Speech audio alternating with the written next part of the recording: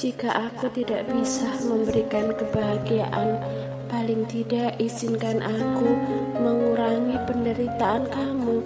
Tapi Mas, tolong aku mohon. Melihat kesungguhan Dario, akhirnya Savana mengangguk. Jauh di dalam hatinya, Savana tidak tega membiarkan Dario menggendongnya, tapi Savana juga tidak tega melihat Dario memohon seperti ini. Padahal tidak perlu digendong, Dario menggandeng tangannya saja sudah cukup memberikan Savana kekuatan. Hati-hati ya Mas, pelan-pelan. Iya, Dario pun kembali berjalan menyusuri taman menuju ke parkiran.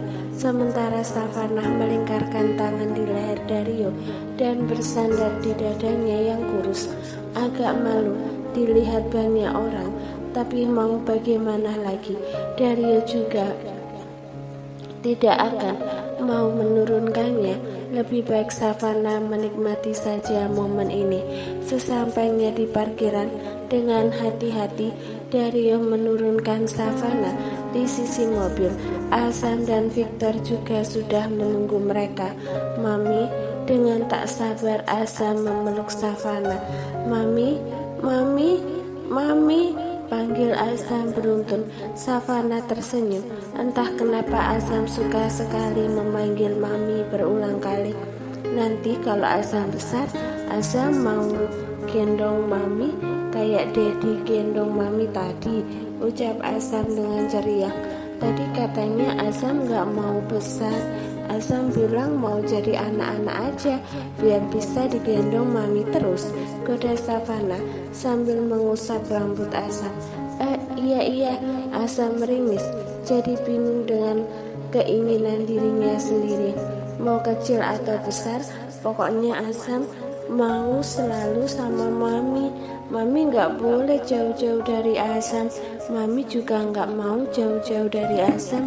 Ya udah, ayo masuk mobil biar cepat pulang. Akhirnya mami pulang. Azam seneng banget. Azura juga pasti seneng mami pulang. Mami tahu sekarang Azura sudah sayang lagi sama mami. Azura sudah sadar kalau mami bukan orang jahat. Ayo mami cepat pulang.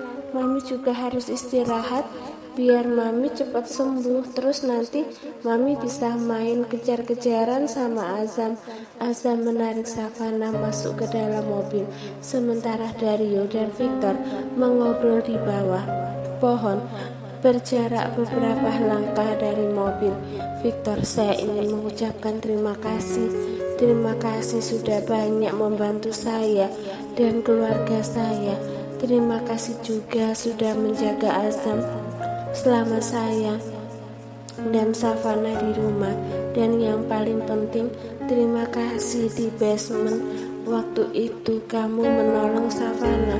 Maaf saya pernah cemburu dan berpikir buruk tentangmu. Victor mengangguk. Jujur saja saya pernah tertarik dengan istri Anda. Kecantikannya, kepribadiannya, ketulusan hatinya persis seperti menantu idaman mendiang papa saya. Saya sempat berpikir setelah kalian bercerai, saya akan menikahi Savana. Tapi setelah tahu Savana adalah putri kandung mama, saya mengurungkan niat.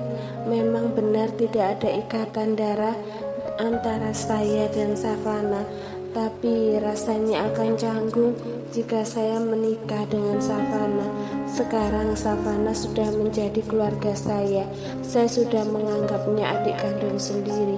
Jadi saya harap kamu tidak cemburu dengan kedekatan saya dan Savana. Tapi rasanya mustahil laki-laki tidak cemburu melihat perempuan yang dia cintai dekat dengan laki-laki lain. Jadi saya hanya bisa berharap kamu bisa mengontrol kecemburuan kamu dan tidak mengekang Savana. Saya tidak akan mengekangnya. Saya akan membebaskan Savana melakukan apa yang dia inginkan, apapun, termasuk jika Savana ingin bercerai. Dario terdiam sesaat. Kecuali itu, bagaimanapun caranya saya akan mempertahankan Savana di sisi saya.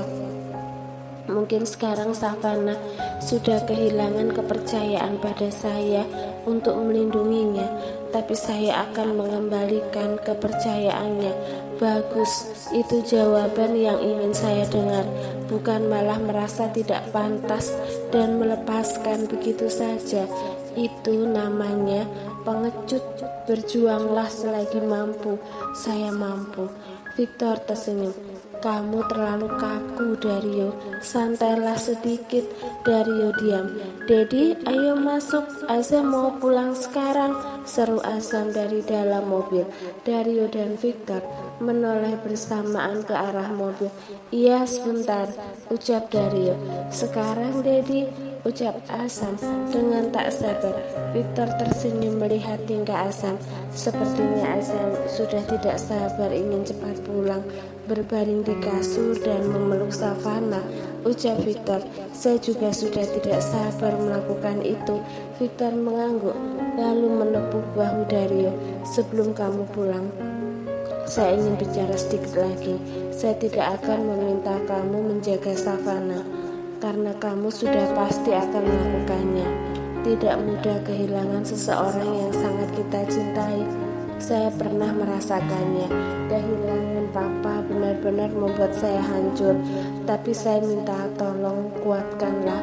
Saya harap kamu tetap kuat. Dengan kamu kuat, Savana juga akan kuat. Saya akan mengingat pesan kamu. Pulanglah. Savana dan Azam sudah menunggu. Dario mengangguk dan bergegas menuju ke mobil. Begitu masuk ke dalam mobil, Pak Jono langsung melajukan mobil meninggalkan parkiran rumah sakit. Sesampainya di rumah, Azam langsung mandi. Katanya biar wangi soalnya mau peluk mami. Sepanjang pagi ini sampai jam 12 siang, Savana menghabiskan waktu di kamar Azam sampai Azam tertidur. Meskipun sudah tidur, Azam tetap enggan melepas pelukan. Savana bisa merasakan ketakutan Azam dari erat pelukannya. Bahkan dalam tidurnya, Azam mengigau memanggil-manggil mami. Setelah Azam tenang dalam tidurnya, Savana pun melepas pelukan Azam dan keluar dari kamar. Tak lupa juga Savana menyuruh salah satu ART menjaga Azam. Bukan tanpa alasan, Savana meninggalkan Azam. Sejak tadi Savana belum melihat suaminya. Mas Dario kemana ya? Gumam Savana sambil mengedarkan pandangan. Savana khawatir trauma Dario kambuh lagi dan pergi ke makam Azura. Sebenarnya wajar saja Dario pergi ke makam Azura. Wajar seorang ayah ingin menjenguk putrinya di tempat peristirahatan, tapi masalahnya emosi Dario sedang tidak stabil. Savana khawatir Dario histeris dan berusaha menggali makam Azura. Mas Dario, panggil Savana agak berteriak setelah cukup jauh dari kamar Azam, namun tidak ada sahutan. Savana berhenti sesaat dan mengarahkan pandangan menuju ke tangga. Mungkin Mas Dario ada di lantai 2 atau lantai 3, gumam Savana. Non Savana, sapa Bilastri. Bilastri, Bibi lihat Mas Dario.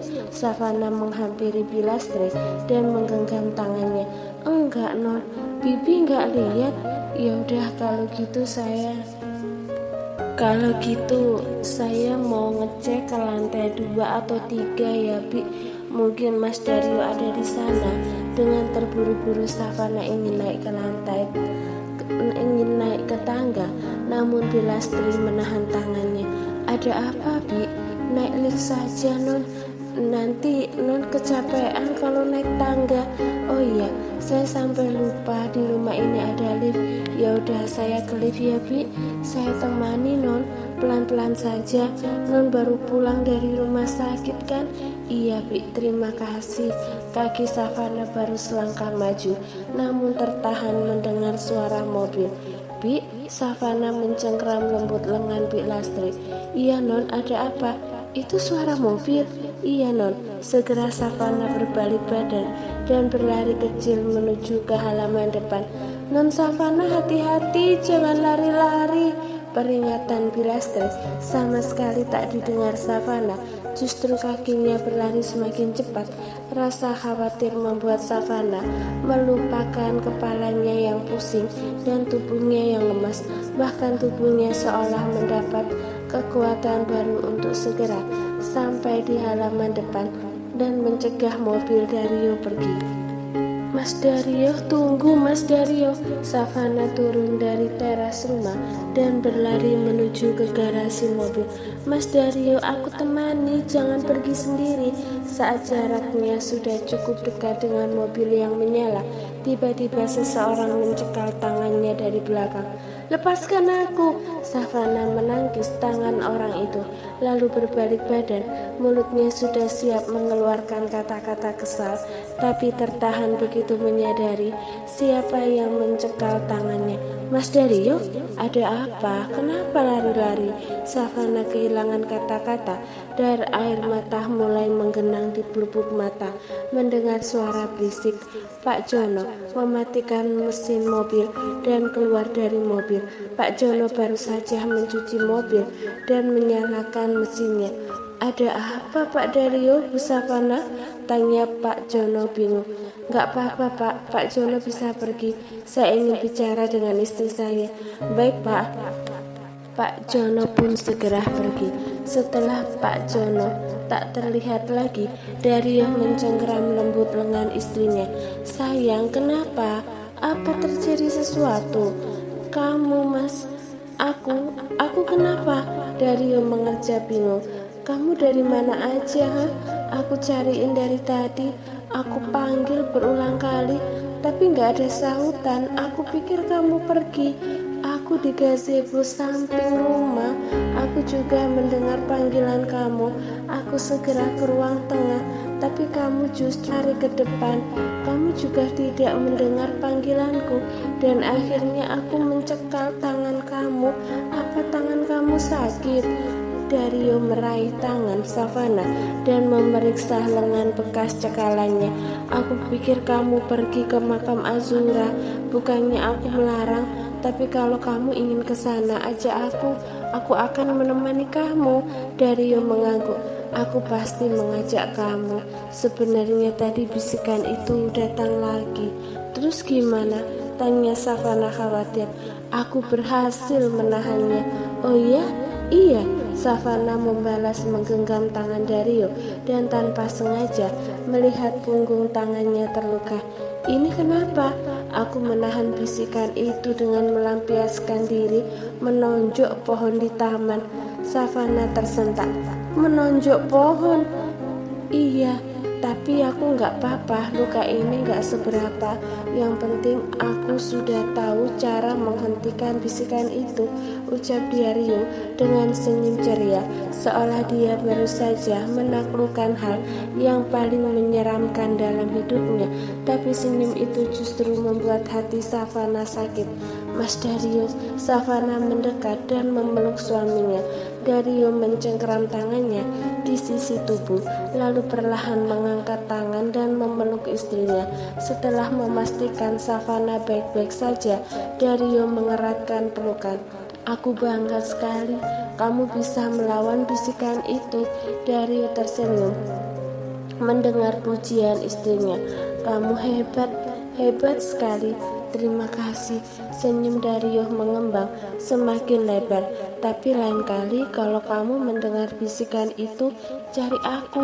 Aku akan membantu kamu menenangkan diri tanpa harus menonjok pohon dan melukai diri sendiri.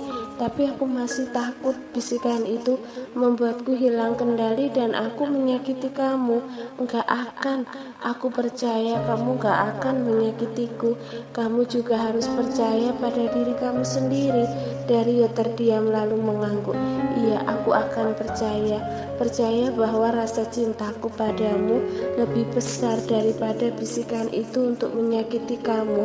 Savana melepas pelukan dan mengacak rambut suaminya dengan gemas. Hebatnya suamiku. Good job. Savana mengacungkan jari jempol. Dario tersenyum, menarik kembali tubuh mungil itu dan memeluk erat. Malam hari, pukul 18.30. Dario dan Azam sudah menunggu di meja makan. Mereka tak sabar ingin makan malam bersama, namun harus tertunda sesaat karena Savana mendapat telepon dari Ayuma. Savana sudah menyuruh mereka makan duluan, tapi mereka tetap ingin menunggu. Iya ma, aku baik-baik saja. Ini aku mau makan malam sama Mas Dario dan Azam. Mama sudah makan? Belum, rencananya mama mau makan di luar sama om kamu. Rasanya beda sekali gak ada kamu kesini sayang. Biasanya setiap malam kita makan malam bersama. Untung saja ada om kamu di sini. Kalau tidak mama pasti makan sendirian. Wajah Savana menyenduh mendengar suara sedih mamanya. Maaf ya ma, aku gak bisa menemani mama makan malam. Maaf juga untuk beberapa hari ke depan aku gak bisa pulang ke rumah mama. Aku harus di sini menemani Mas Dario dan Azam. Sekitar 10 langkah dari meja makan, Savana menatap ke arah Dario dan Azam yang sedang duduk di kursi makan sambil bercanda. Terlihat Dario mencapit hidung Azam, sementara Azam tertawa riang. Sepertinya Azam menjahili Dario lagi. Savana tidak sabar bergabung dengan mereka dan ikut bercanda juga. Tapi sekarang Savana harus menerima telepon dari mamanya. Savana mengerti rasa kesepian Ayuma sekarang. Setelah 25 tahun terpisah, wajar Ayuma ingin selalu dekat dengan putri kandungnya. Pun Savana ingin dekat dengan Ayuma dan menunjukkan baktinya sebagai anak. Namun Savana sudah menikah dan memiliki keluarga. Sampai detik ini dia dan Dario belum bercerai. Savana harus melakukan kewajibannya sebagai seorang istri untuk Dario dan seorang ibu untuk Azam. Apalagi sekarang Dario dan Azam sangat membutuhkannya. Savana tidak bisa meninggalkan mereka. Iya mama mengerti, tapi kamu jangan terlalu kecapean ya di sana. Kondisi kamu juga belum pulih sepenuhnya. Jangan sampai kesibukan kamu mengurus orang lain membuat kondisi kamu drop. Orang lain? Maksud mama Mas Dario dan Azam? Mereka bukan orang lain bagiku ma. Mas Dario masih menjadi suamiku dan Azam akan selalu menjadi anakku. Sudah menjadi tugasku untuk menjaga mereka. Aku tahu kondisi tubuhku mah. Jika aku lelah, aku pasti akan istirahat. Apalagi di dalam perutku juga ada nyawa yang harus aku perhatikan. Iya sayang, mama khawatir saja kamu kenapa-napa. Mama tidak perlu terlalu khawatir. Aku pasti menjaga diri dengan baik. Mama juga jaga kesehatan ya. Jangan terlalu memikirkanku. Aku di sini baik-baik saja.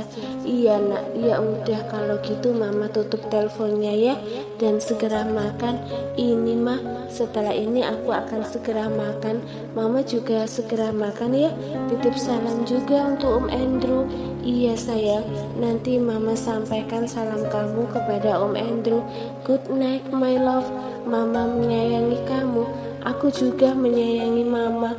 Setelah Ayuma mengakhiri panggilan, Savana pun meletakkan ponsel di meja dekat jendela lalu menghampiri suami dan anaknya. Maaf ya lama, ucap Savana sambil mengusap rambut Azam dan Dario bergantian.